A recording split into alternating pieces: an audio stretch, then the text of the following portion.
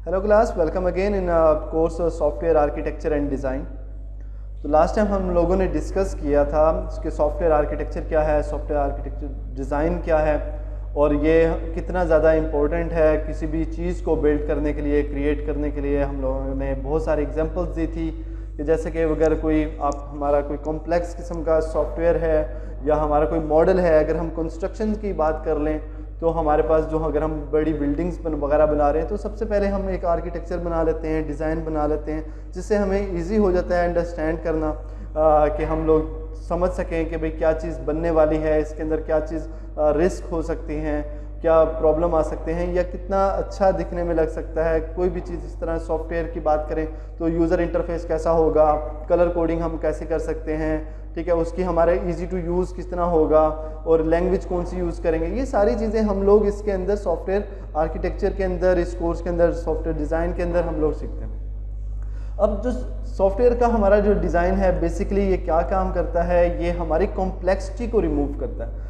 हमारे पास जब हम कोई भी चीज़ बिल्ड कर रहे हैं, कोई भी चीज़ क्रिएट कर रहे हैं, तो हमारी ज़ाहिरी बात है कुछ ना कुछ कॉम्प्लेक्सिटीज़ होंगी, उनको हम लोगों ने सॉल्व करना है। उन लोगों को ओवरकम करने के लिए कुछ ऐसी टेक्निक्स यूज़ करनी है जिससे हमारी जो कॉम्प्लेक्सिटीज़ हैं किसी भी चीज़ को बिल्ड करने के लिए, वो हमारी कम से कम हो जाए। अब कॉम्प्लेक्सिटीज़ जो होती हैं वो बेसिकली दो टाइप्स की हो सकती हैं। एक तो हमारी एसेंशियल कॉम्प्लेक्सिटीज़ हो सकती हैं और दूसरी एक्सीडेंटल या इंसिडेंटल बोल दें आप इसको, कि वो हमारे दो टाइप्स की कॉम्प्लेक्सिटीज़ हो गई। जो एसेंशियल कॉम्प्लेक्सिटी है, जैसे कि नाम से ही है कि लाजिम ही होनी है। हमारे पास एक सॉफ्टवेयर हम बना रहे हैं, कोई भी चीज़ बना रहे हैं, कोई भी चीज़ तख्लीक कर रहे हैं, ठीक है, तो हमारे पास वो लाजिम है कि भाई हमारे पास कुछ ना कुछ कॉम्प्लेक्सिटीज़ होंगी, कुछ ना कुछ इश्यूज़ आएंगे, कुछ ना कुछ प्रॉब्लम्स हमें फेस करनी होगी और उसको हमें ओवरकम करने की कोशिश करनी होगी, राइट। तो और कुछ जो है हमारे पास एक्सीडेंटल कॉम्प्लेक्सिटीज़ होती हैं। तो हम लोग कह सकते हैं कि जो कॉम्प्लेक्सिटीज़ हैं that are artifacts of the solution some time. बल्कि आम तौर पे आप लोगों ने भी देखा होगा, एक चीज़ नोट की होगी कि आप किसी प्रॉब्लम को सॉल्व कर रहे होते हैं, राइट, और उसके साथ एक और नई प्रॉब्लम खड़ी हो जाती है। ऐसे ही होता है, बहुत सारी दफ़ा पर ऐसे होता है, रियल लाइफ के अंदर, डेली रूटीन के अंदर भी ऐसा हो जाता है। और इसी तरीके से जब हम कोई चीज़ क्रिएट कर रहे होते हैं, ख़ासतौर पर सॉफ्टवेयर वगैरह की अगर हम बात करें, कोडिंग की बात करें, एक कंपोनेंट्स को, एक मॉड्यूल को हम लोग सही करने की कोशिश करते हैं तो उसका जो एरर है वो दूसरी पॉइंट पे, दूसरी किसी जगह पर भी आ जाता है, तो हमें उसको भी ट्रबल शूट करना पड़ता है। सेम इन केस हम अगर नेटवर्किंग कर रहे हैं तो यही प्रॉब्लम होता है कि अगर हमने किसी एक चीज़ को सेट किया है तो दूसरा जो सिस्टम है हमारा, दूसरा जो प्रोटोकॉल है, उसके अंदर कोई ना कोई इश्यूज आ सकते हैं। तो हमें कोई ऐसा बीच में सिस्टम बनाना पड़ता है कि जिसकी वजह से हम लोग हर लिहाज से एक्सीडेंटल को भी इंसिडेंटल और ये जो एसेंशियल जो हमारी कॉम्प्लेक्सिटीज़ हैं उसको ओवरकम कर सकें। तो इसके लिए हमारे पास एक और आपको बात बताऊँ, एक जो गुड डिज़ाइन होता है, अच्छा डिज़ाइन, वो ऐसा कुछ भी नहीं है कि 100% के भी कोई कॉम्प्लेक्सिटी ना आए, ठीक है। वो सिर्फ हम, आपको पता है, एक ही ज़ात है, ऊपर वाले की ज़ात है और आप सल्लल्लाहु अलैहि वसल्लम की ज़ात है।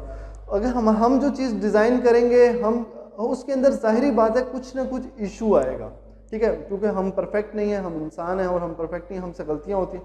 तो कोई भी, लेकिन अच्छा डिज़ाइन वही है जिसके अंदर मिनिमम रेशो हो हमारी कॉम्प्लेक्सिटीज़ की, बहुत कम तादाद में, बिल्कुल माइनर किस्म की हो, तो हम लोग उसको सॉल्व कर सकते हैं, तो वो हमारे लिए अच्छा है।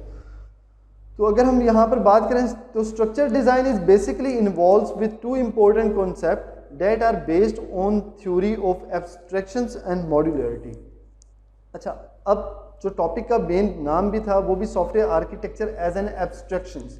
अब एब्स्ट्रैक्शंस क्या होता है? एब्स्ट्रैक्शन होता है किसी भी चीज़ का खुलासा, यानी कि एक मेन पॉइंट्स को ले लेना, मेन बातों को देख लेना, मेन कॉम्प्लेक्सिटीज़ को देख लेना या मेन फंक्शंस को परफॉर्म करना। नॉन फंक्शनल चीज़ों को हम लोग स्किप कर दें, थोड़ी देर के लिए, कुछ देर के लिए इग्नोर कर दें, तो हमारा एब्स्ट्रैक्शन में आ जाएगा, ठीक है। और दूसरी बात अगर हम करें मॉड्यूलरिटी, जैसे कि नाम से जाहिर है मॉड्यूल्स बना लेना। एक बहुत सारा बात कर रहे हैं, कॉम्प्लेक्स सॉफ्टवेयर है, कॉम्प्लेक्स डिवाइस है, कोई कॉम्प्लेक्स मॉडल है, हम लोग उसको पार्ट्स में डिवाइड कर देते हैं। पार्ट्स में डिवाइड करने के बाद हम लोग टीम्स भी अरेंज कर लेते हैं, ठीक है। और टीम्स अरेंज करने के बाद हर किसी के ज़िम्मे कोई ना कोई काम भी दे देते हैं कि भाई हाँ ये काम आपने करना है, एक मॉड्यूल्स बना लिए। इसी तरीके से जब हम सॉफ्टवेयर को बना रहे हैं, सॉफ्टवेयर को डिज़ाइंस कर रहे हैं, तो उसके अंदर भी हम लोग क्या कर लेते हैं, मॉड्यूलरिटी करते हैं और मॉड्यूल्स बना लेते हैं। अब मॉड्यूल्स किस टाइप के होने चाहिए? मॉड्यूल्स ना तो इस तरह के हों कि बहुत ही बड़े मॉड्यूल्स बना ले जाएं तो तब भी कोई फ़ायदा नहीं, और ना ही ऐसे हों बिल्कुल छोटे चंक्स के अंदर बना लें तो तब भी कोई फ़ायदा नहीं। तो हमें एक बीच का रास्ता, एक मीडियम साइज मॉड्यूल्स बना लेने चाहिए, उनके ऊपर काम करना चाहिए। हम लोग लास्ट सेमेस्टर के अंदर भी पढ़ चुके हैं कि किस तरीके से हम लोग टेस्टिंग किया करते थे, सॉफ्टवेयर वेरिफिकेशन वैलिडेशन किया करते थे, हम लोग किस तरीके से कंपोनेंट बेस्ड सॉफ्टवेयर इंजीनियरिंग का जो आपका सब्जेक्ट है वो उसमें कितना ज़बरदस्त टेस्टिंग वगैरह की चीज़ों को देखा करते थे। ठीक है, तो जो मॉड्यूलरिटी है उसका हमारे पास वही डेफिनेशन लिख सकते हैं कि we subdivide the solution into the smaller and easier to manage the component. मतलब कि हम लोग एक टेक्निक भी यूज़ किया करते थे, लास्ट टाइम भी पढ़ी है हमने, डिवाइड एंड कॉन्कर की। तो डिवाइड एंड कॉन्कर में यही है कि एक बड़ी कॉम्प्लेक्स चीज़ को हम लोग डिवाइड कर दें और उसके बाद कॉन्कर करें, मतलब कि फतह उस पर हासिल कर लें, उस पर अबूर हासिल कर लें। ठीक है, उस चीज़ के ऊपर हम लोग देख लें। अच्छा, इसके साथ साथ एब्स्ट्रैक्शंस और मॉड्यूलरिटी के अलावा हम लोग एक हायरार्किकल ऑपरेशन जी टेक्निक है, इंफॉर्मेशन हाइडिंग की टेक्निक है। तो हायरार्किकल ऑपरेशन के अंदर भी यही होता है कि हम लोग सीक्वेंस के साथ चीज़ों को सॉल्व करें और हम लोग सीक्वेंस के साथ उन चीज़ों को देखते रहें, मैनेज करें। वो हमारा एक बेहतरीन जो है सॉफ्टवेयर डिज़ाइनिंग की, आर्किटेक्चर की टेक्निक्स है। इसके अलावा इंफॉर्मेशन हाइडिंग का है।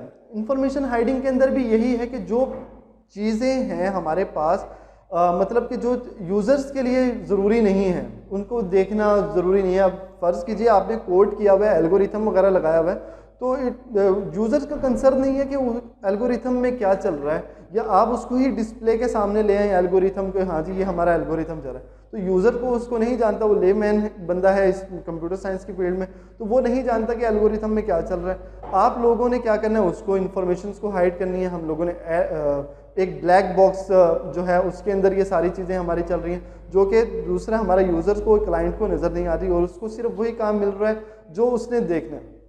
अच्छा, उसके बाद हमारे पास सॉफ्टवेयर ये डिज़ाइनिंग के अंदर कपलिंग और कोहेजन जो है वो बहुत ज़्यादा अहम किरदार करता है। वो हम नेक्स्ट लेक्चर में इसको कवर करेंगे फुल डीपली। तो एब्स्ट्रैक्शन की डेफिनेशन देख लेते हैं, क्या लिखा हुआ है। Abstraction is a process whereby we can identify the important aspect of any fact, event और ignore its detail.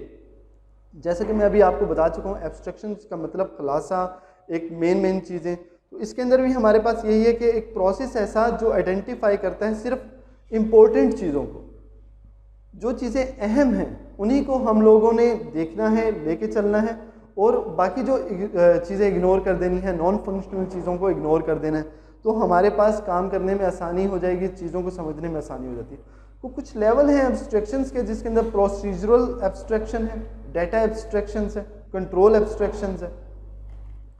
Procedural abstraction में क्या बात कर रहा है कि procedural abstraction is named sequence of instruction that has a specific and limited functions.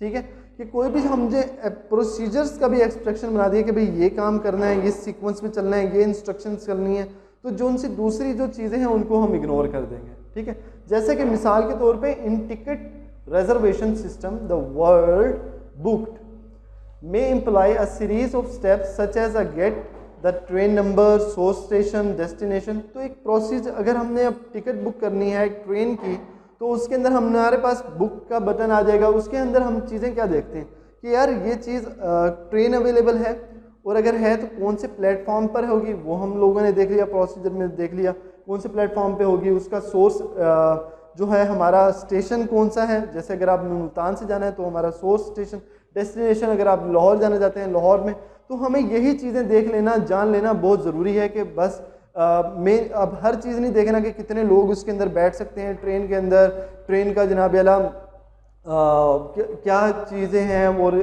क्या क्या फैसिलिटीज़ मिल रही है, सर्विंग हो रही है, खाने की है कि नहीं है, मील मिलेगा नहीं मिलेगा, ये चीज़ों को हमें देखने की ज़रूरत नहीं है, ये हमारे नॉन फंक्शनल में आ जाते हैं।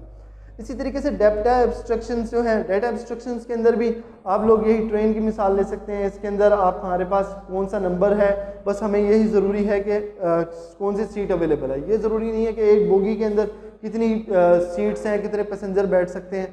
डाटा एब्स्ट्रैक्शंस का एक और मिसाल ले लें, अगर आपने एक साइट बनाई हुई है, एक पोर्टल आपका यूनिवर्सिटी का बना हुआ है, तो उसके अंदर हमारे पास ये जान लेना ज़रूरी है एक टीचर के लिए कि यार इस स्टूडेंट का नाम क्या है, इस स्टूडेंट का आईडी क्या है और ये कौन से डिसिप्लिन में है। मुझे कंसर्न नहीं है कि हाँ जी आपकी एज क्या है, आप कैसे दिखते हैं, आपके बाल कैसे हैं और ये है, ये सारी चीज़ें ये हमारा डेटा एब्स्ट्रैक्शन में जो हमारा मेन पॉइंट्स हैं उन्हीं को देखना, उन्हीं को जानना हमारे लिए काफ़ी होता है। इसी तरीके से कंट्रोल एब्स्ट्रैक्शंस की बात करेंगे तो control abstraction define the control flow without providing the internal detail. ये इंटरनल डिटेल के बगैर ही हम लोग जो उसका कंट्रोल फ्लो है वो कैसे वर्क करेगा, कैसे काम करेगा। तो ये सारी चीज़ें, जर्नी जो है अगर टिकट की बात करें, ट्रेन की बात करें तो वो ऑपरेट हो रही है, उस सफ़र के लिए जा रही है कि नहीं, कंट्रोलेबल है कि नहीं है, ये सारी चीज़ें हम लोग देख रहे हैं। अब उसके बाद हमारे पास आ जाते हैं मॉड्यूलरिटी। मॉड्यूलरिटी की डेफिनेशन यहाँ पर लिखी हुई है कि the software project is broken up into smaller modules. This property of the software project is called modularity. Modularity is limited, limited है, मतलब कि एक छोटे पार्ट को आप लोग कितना डिवाइड कर लेंगे, एक लिमिट है, लिमिट में ही हम लोगों ने काम करना है। और sometimes the effort of the integrate modules increases complexity and may cause error and cost. तो इसमें क्या हो गया कि कुछ समटाइम्स जो है अगर हम मॉड्यूलरिटी कर रहे होते हैं और मॉड्यूल्स बना रहे होते हैं तो ये हमारा कॉस्ट भी इंक्रीज कर देती है, कुछ कॉम्प्लेक्स भी हो जाती है। क्योंकि क्या होता है कि जब हम बेसिकली डिफरेंट कंपोनेंट्स बना रहे हैं तो हर कंपोनेंट्स को टेस्टिंग करना अलग इशू हो जाएगा। उसके लिए हम लोगों को ये चाहिए कि कंपोनेंट्स या मॉड्यूल्स जो हम बना रहे हैं उसको एक जैसे सीक्वेंस के साथ बनाएं। ये ना हो कि एक कंपोनेंट्स के मॉड्यूल को हम टेस्ट करने के लिए फलां टूल यूज़ कर रहे हो, दूसरे को लिए हम यूज़ करने के लिए दूसरा टूल यूज़ कर रहे हो, तो हमारी कॉस्ट भी इंक्रीज करेगा। उसको इंटीग्रेट करना भी बहुत बड़ा इशू है। ऐसा नहीं है कि बहुत हम लोग कर रहे हैं सॉल्व करने के लिए। अब ऐसे मत करें, मॉड्यूल इतने ना बना दें कि वो हमारे लिए ही बल्कि जहमत बन जाए। ठीक है, तो ये हमारा मॉड्यूलरिटी का कॉन्सेप्ट था, एब्स्ट्रैक्शन का कॉन्सेप्ट था। और इसके बाद नेक्स्ट लेक्चर में हम लोग कोहेजन्स को और कोलिजन्स को डिस्कस करेंगे। तो that's for today, thank you so much.